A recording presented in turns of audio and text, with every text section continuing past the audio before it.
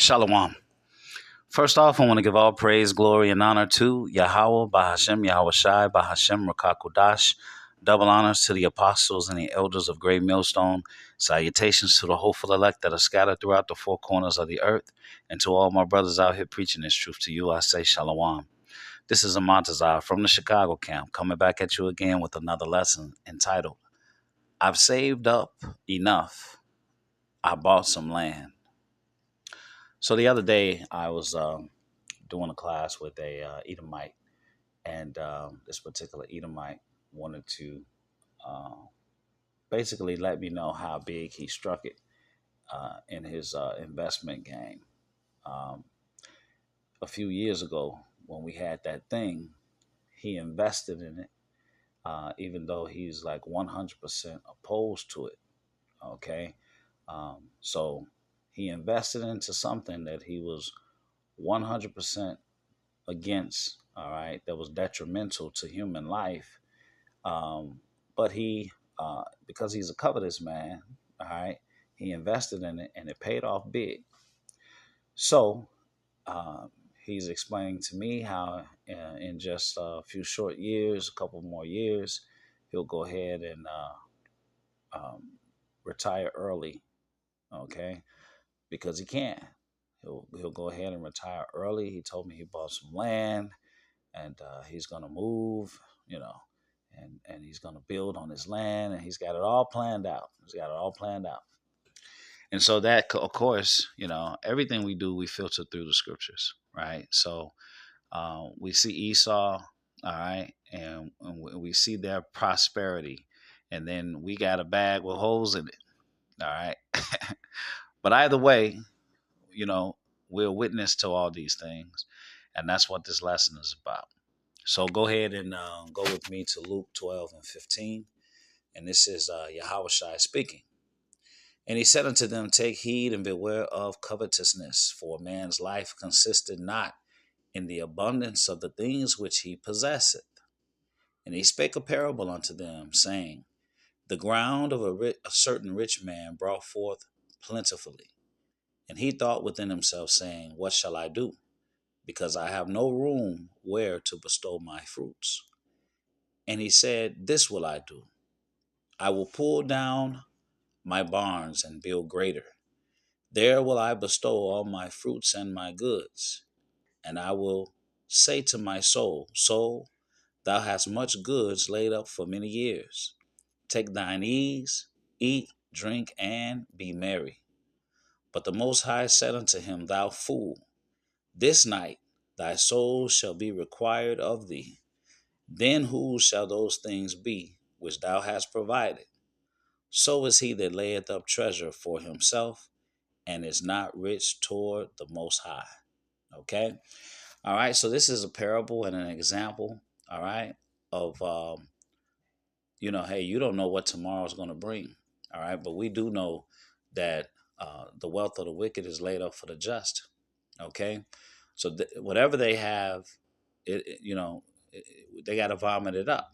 It's got to come out of their hands, and it's going to come into our hands at the appointed time. This is Sirach 10 and 9. Why is earth and ashes proud? There is not a more wicked thing than a covetous man. For such as one setteth his own soul to sale, because while he liveth, he casteth away his bowels. All right. This is a perfect example. All right. And then also, the most relevant example today is Esau, Edom, and AI.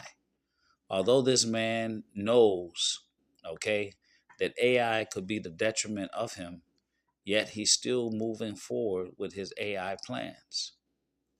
He doesn't know the depth and the breadth of of AI and the catastrophic results that could happen from it, but yet he still intends to go full-fledged ahead with it in order to get paid.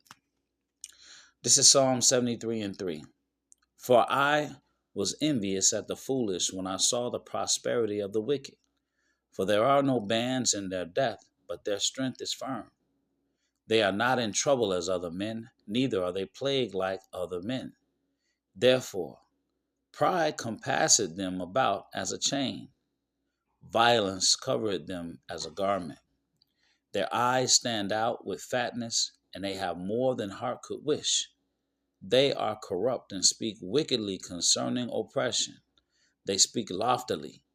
They set their mouth against the heavens, and their tongue walketh through the earth. Therefore, his people return hither, and waters of a full cup are wrung out to them. And they say, how doth the Most High know? And is there knowledge in the Most High? Behold, these are the ungodly who prosper in the world. They increase in riches. Okay, so the wicked are the foolish. Okay, David said, "I was envious at the foolish when I saw the prosperity of the wicked." Okay, they seem to prosper. Okay, um, in Ezra said it says that the world was made for our sakes. But why are we continuing to be uh, in captivity under these heathen? Okay, who continue to what, to prosper? But see, his prosperity is only for a short time. Okay, they get to pay the judges off. Okay, they get to bribe. They get to bribe their way out of the legal problems that they create for themselves. Okay, and then they sit in a place where they stole, and then tell you you need to pull yourself up by the bootstraps. This is Haggai 1:6. Ye have sown much and bring in little. Ye eat, but ye have not enough. Ye drink, but ye are not filled with drink. Ye clothe you, but there is none warm. And he that earneth wages to put it into a bag with holes. Okay, that's the condition of Jacob. Okay, that's Jake right there. We work every day, we broke every day.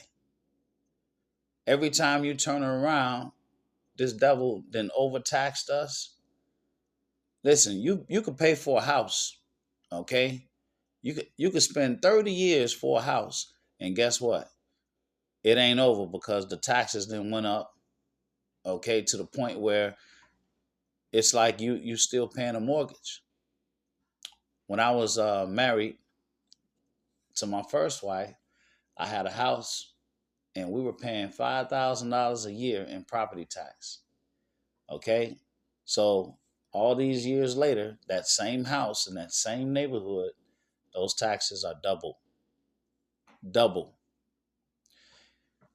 When you go out and you purchase a house today, the cost of the house ain't the issue. Okay, you have to be more concerned with the taxes than the price of the house. Because if the taxes go up, you out of that motherfucker. You out.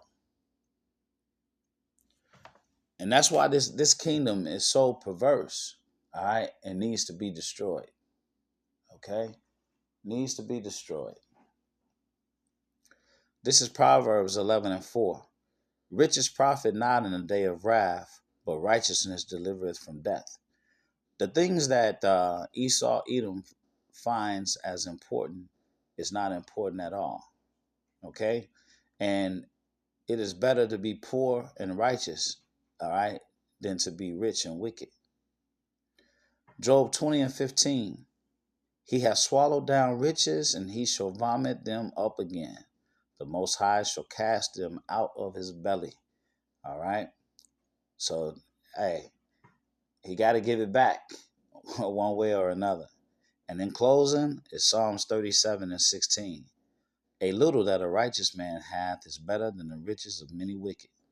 Okay. And that's the point. Okay. You're going to see Esau Edom do spectacular in this life. All right. But in the next life, he's going to be walking around in chains. Okay. I pray that this lesson has been edifying. Until the next one, Shalom.